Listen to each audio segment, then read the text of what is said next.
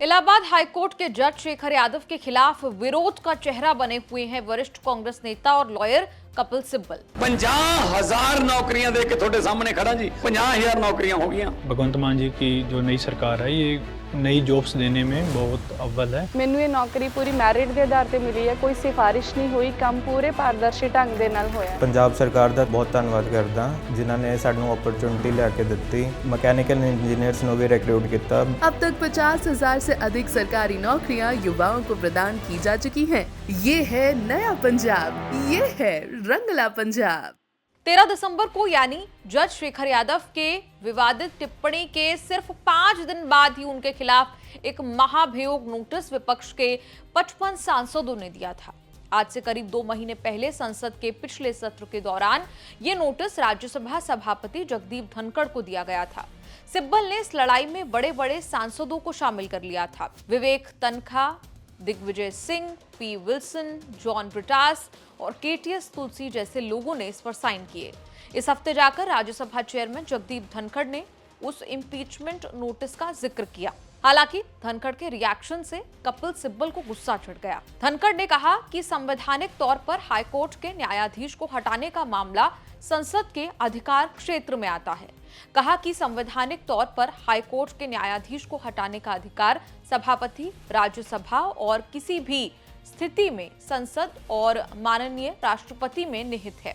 उन्होंने कहा कि सार्वजनिक तौर पर उपलब्ध जानकारी और प्राप्त इनपुट को ध्यान में रखते हुए ये उचित होगा कि राज्यसभा के महासचिव इस जानकारी को सुप्रीम कोर्ट के सेक्रेटरी जनरल के साथ साझा करें। बता दें कि किसी भी हाई कोर्ट और सुप्रीम कोर्ट के न्यायाधीश को सिर्फ संसद में महाभियोग के जरिए ही पद से हटाया जा सकता है।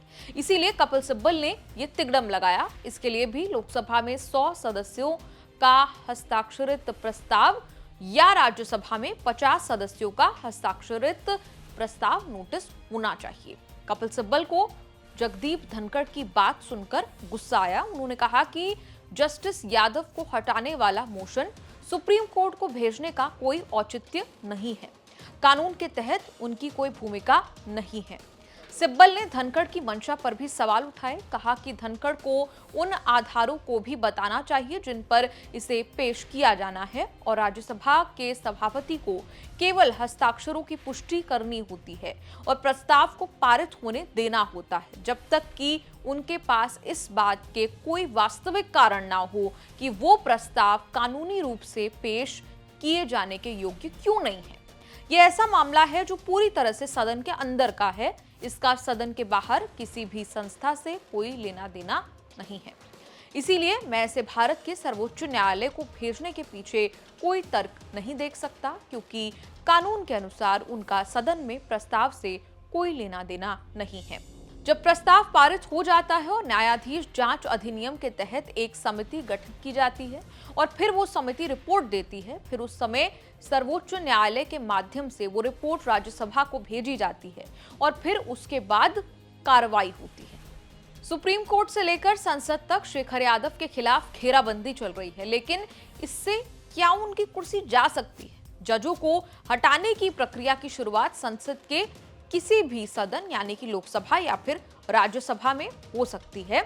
नोटिस देने के बाद अगर लोकसभा के स्पीकर या राज्यसभा के सभापति को वो इसे स्वीकारते हैं, तभी किसी जज को हटाने की प्रक्रिया आगे बढ़ेगी।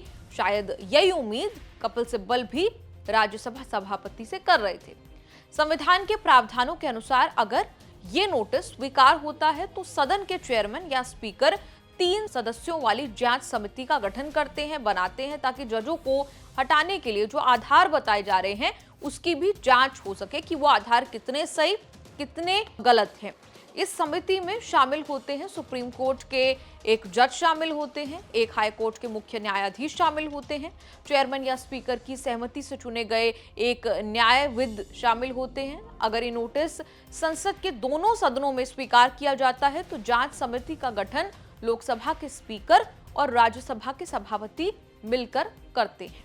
जांच समिति अपनी पड़ताल के बाद ऑफिशियल एक रिपोर्ट बनाती है। इस रिपोर्ट को सदन के स्पीकर को दिया जाता है। सदन के स्पीकर इस रिपोर्ट को सांसदों के सामने रखते हैं और इस जांच रिपोर्ट में जज को अगर दोषी पाया जाता है तो जज को हटाने का प्रस्ताव संसद के दोनों सदनों में मतदान के लिए, वोटिंग के लिए रखा जाता है। जज को हटाने की प्रक्रिया, अगर सारी प्रक्रिया पूरी हो जाती है तो ये प्रस्ताव राष्ट्रपति के पास जाता है। इसके बाद राष्ट्रपति के आदेश पर ही जज हटाए जा सकते हैं। ये पूरा मामला शुरू हुआ दिसंबर में, जब जज शेखर यादव, इलाहाबाद हाईकोर्ट के सिटिंग जज है, उन्होंने मुसलमानों पर टिप्पणी की। इसके अलावा भी यूसीसी पर बात करते हुए तरह तरह की विवादित टिप्पणी की, जिसे लेकर बहुत ज्यादा हाहाकार मचा। आपका इस पूरी रिपोर्ट पर क्या कुछ कहना है? आप कमेंट्स में लिखकर अपनी राय जरूर दें और देखते रहिए न्यूज़ तक।